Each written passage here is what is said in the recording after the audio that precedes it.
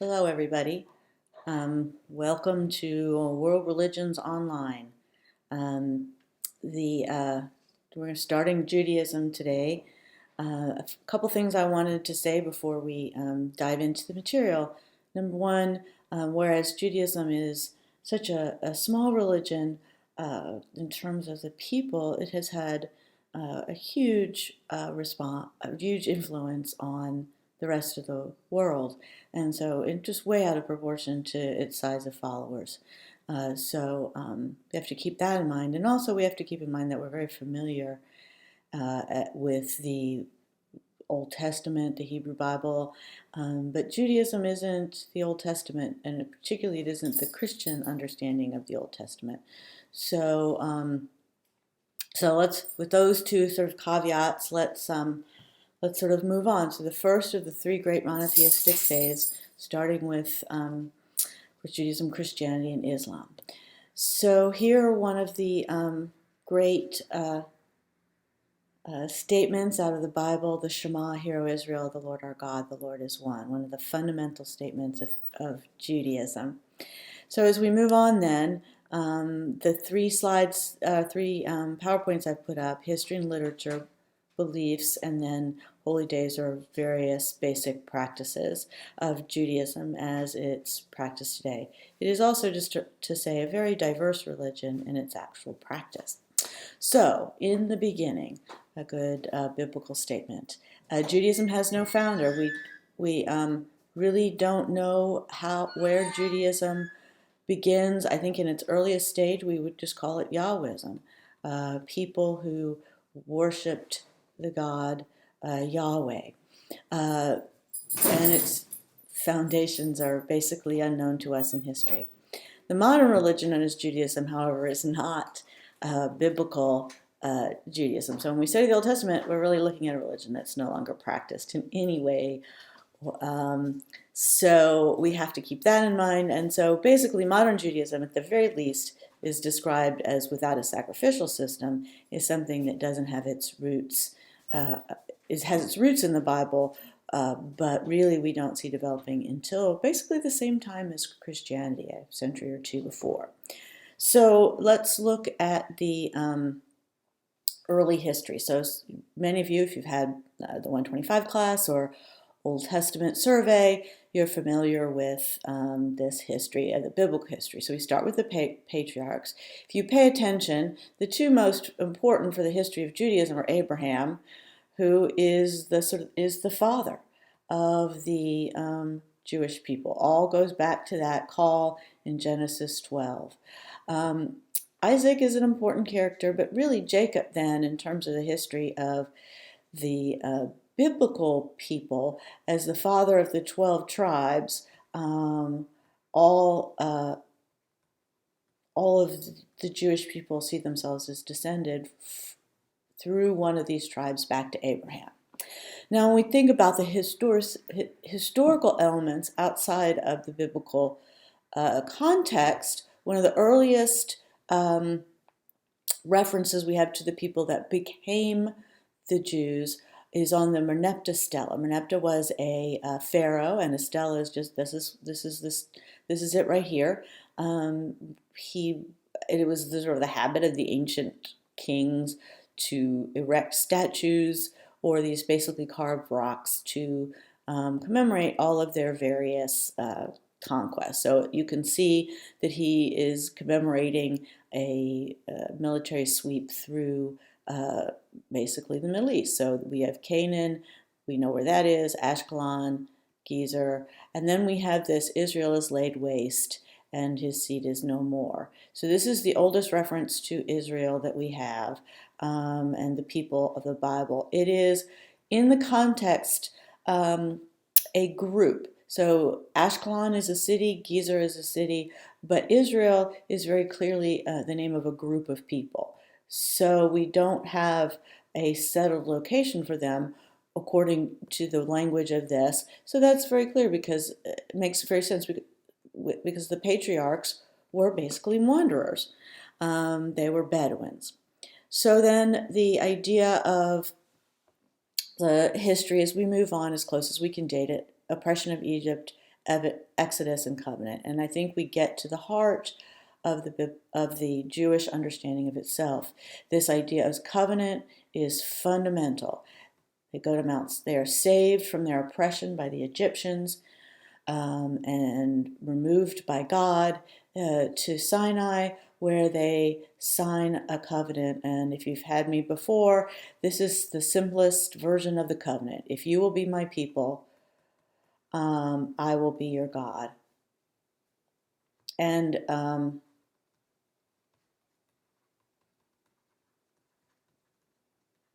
so this idea then of covenant, of a contractual agreement between the people known as the Israel or the Hebrews, and of course the law then, which is what is revealed on Sinai, is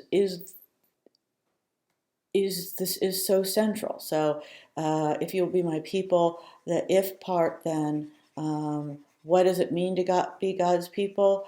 They are given the law, and if they follow the law, then they remain in relationship with God, and so in their own understanding. So the law continues to be really central all the way into modern Judaism. What does the law mean in any given time? But to follow the law, then it's important to remember that in the Christian understanding, we see ourselves as out of whack with God, and we need to get right. Whereas the Jews believe, the entire Jewish context is, as long as they follow the law, they are right with God. And the law has all sorts of provisions that if they get out of whack with God, it's a very theological term there, then there are provisions for making themselves right. And so it's a fundamental difference in where we think we stand with God. For Jews, it is we always, as long as you follow the law, and that includes those times when you mess up and have to go through the rituals to make you right with God again, you stand in a position with God of being fundamentally in relationship, and certain things knock you out of relationship, as opposed to the Christian understanding of you're fundamentally out of relationship with God until you confess in Jesus. So that's very simple. By the way, this is a picture of a ruin in southern Israel, Arad, and you can see right there is an actual ancient altar where Yahweh, they would have made sacrifices to Yahweh. So if we move on then, so if we start looking at, and then of course I forgot Moses being one of the fundamentally important, sort of Moses then is the savior figure of Judaism. And sorry, the pen got away from me there. So central, Abraham as the father of the people, Jacob as the father of the 12 tribes, Moses as the savior figure. And so as we move quickly through the historical, the biblical history, but the fundamental sense of who they are, we get to the monarchy, which we believe in the United Monarchy about 1922, made up of David and Solomon. I want to point this out. If you see, you can look this up online if you'd like, but that little spot there that they have lightened up is a reference to the House of David. And so this particular find, which was late 20th century, is the oldest reference to David that we have discovered. And so if you were going to think of the history from a purely secular point of view, David is the first person in the biblical record that we can prove from external sources was an actual historical person.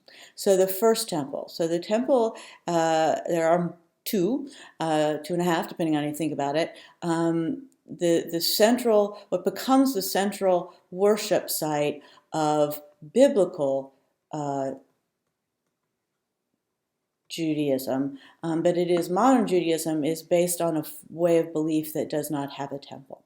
David, of course, is also the source of the messianic expectation, where our idea of Christ, which is the Greek word for Messiah, comes from. This is a strand of Judaism that still exists in certain forms, but it does not become the dominant form of Judaism, particularly in the modern world. But it is what Christianity builds itself off of. And so if we move on then, in many ways, Judaism, biblical Judaism or Yahwism, these people were henotheists. And you may have heard this term, the idea of belief in many gods. So while only one is worthy of worship.